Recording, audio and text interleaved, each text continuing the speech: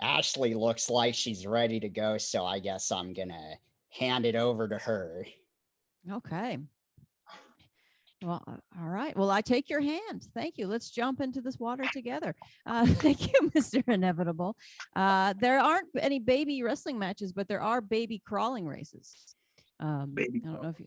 Yeah, they take a baby and then they put it at one end of a gym, and you take a parent stays with the baby there, and then the parent that the baby really loves goes to the other end of the gym, and they say crawl baby, and the fastest baby wins shoes, I guess. I don't know.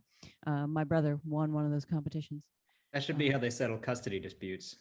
They should, yeah. You don't want to put the baby, if the baby wants to stay with you, you don't stay at the other end, right? You go to and you got to have a tough conversation. You've got to be like, honey, he loves me more. You want to win this or not? I don't know.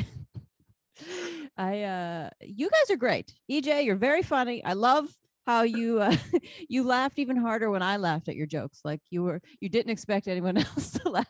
That was fantastic. Loved them all. Loved them all.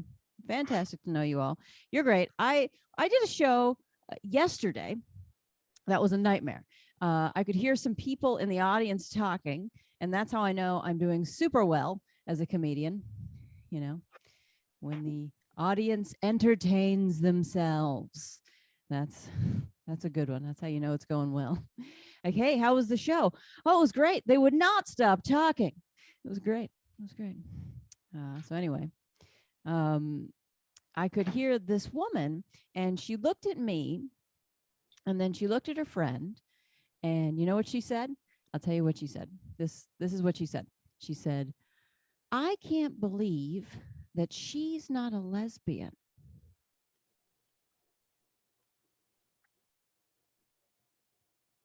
I'm going to give EJ a moment.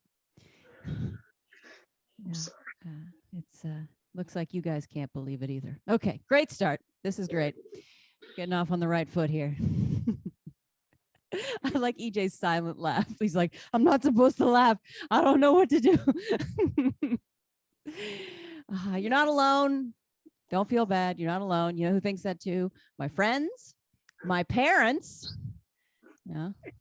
And the first time we met, my husband. Yeah, that one stung. That one stung. That's I love the silence here. This is great. It's like you're laughing, but like in your heads. It's nice. That's what we all want.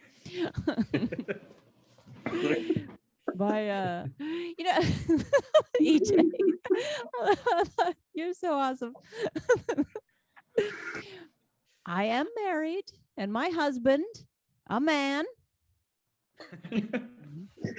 Believe it. Believe it. I'll just let it sit with you for a minute. Just let it simmer. My husband's 20 years older than I am. Maybe I should let that sit with you too. That's another hard one. 20 years. He's got sweatshirts older than me. Yeah, he still wears them. Still wears them. You can tell because they just say things like Blockbuster. And he's got one that just says iPhone 4. You're like, why? Where did you even buy that? Why would they make that sweatshirt? You guys seem great. You're a little, you're trying to figure me out, but you seem great. Sometimes people can be a little judgmental about, we're not, no. No, it's like silently. We don't even know. People can be judgmental, like about me being married to an older man, but like I didn't have it on my vision board.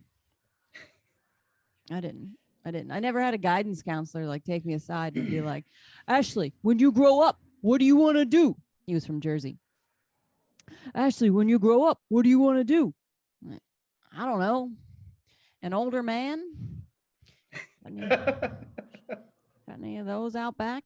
Got any back there in the closet? No? Get out? Yeah, I can get out. Yeah, that's fine. I'll go back to class. I have short hair. I like to come out and say that because sometimes people think that I don't know. I'll see wives elbowing their husbands in the crowd. I will. They'll just be like, hey, look at her. Does she see what she's done? Does she see it? Go tell her. Go tell her. She'll appreciate it. I won't. I will not. My hair makes people make assumptions about me, as you have done. But it's fine. It's all good. It's when I've tried to embrace it. You know, when I go to get my hair cut, I'll say to the stylist, can you cut my hair in a way that makes people ask me if I'm in the Air Force? Just like that. Perfect. She nailed it. She nailed it. My husband is actually in the Air Force, and I show my support for him every day with the freedom hair. Right. Right on. Dedication. American. Dedication. All American, like freedom fries, but freedom hair. My husband the other day, he was just like, do you really support my career? And I'm like, look at this high and tight. Look at it. Yeah, taking this everywhere. A lot of my, a lot of my friends broke, their relationships suffered during the pandemic. You know, it's been rough on relationships, but mine's doing pretty well. And I think it's because we have great communication and trust. And my husband was deployed. Yeah, it's a lot easier to get along when they're in a different country. When they're not in the house, you know. But my husband's a smart man. You know, given the choice between quarantining with me and going to war, he chose war. That's smart. That's a smart man right there. Because on one hand, you know, you might get shot. And on the other, you have to sleep in a tent. So, gotta be careful. So because of my husband's extensive military service, he's been in the military for 29 years, he qualifies to be buried at Arlington National Cemetery. That's the most prestigious cemetery in the United States. President Kennedy is buried there. President Taft is buried there. People with Purple Hearts, extreme service to the country. He is eligible to be buried there. And because my husband is eligible to be buried at Arlington National Cemetery, I am eligible to be buried at Arlington National Cemetery. Yeah, that's not right. That is not a good use of taxpayer money. I am riffraff and they need to keep me out. Do not bury silly gooses next to Kennedys. Are you, what is, that's not right. That's not right. Like, I volunteer for the military, but that's not enough. You know, imagine me talking to somebody and them being like, yeah, I'm going to be buried at Arlington. I have a Purple Heart, deployed 7 times. And then me being just like, really, where's your plot? Because I'm going to be there too. Sounds like you worked really hard. All I did was bake somebody in the military cookies. Once, just did it once. But first I had to convince someone to marry me. That was the hard bit. That took a while. I could be a total monster and still be eligible to be buried there. Absolutely. The only way I become ineligible is if I remarry. So, boys, I will decline any future proposals on the basis of my eternal resting place. Sorry, it's a no. It's a no. So I got to be buried there. When I got married to a military man, I was given this book. This is a book you probably didn't even know existed. It's a book that is not common for civilians. It is called the Air Force Wife Handbook. If you have a wife or a girlfriend or some sort of significant other, imagine giving them a book on how to deal with you. Probably wouldn't go over too well. My husband did not give me that book, and you know that because he's still alive. You know, that's how you know. It's 317 pages long.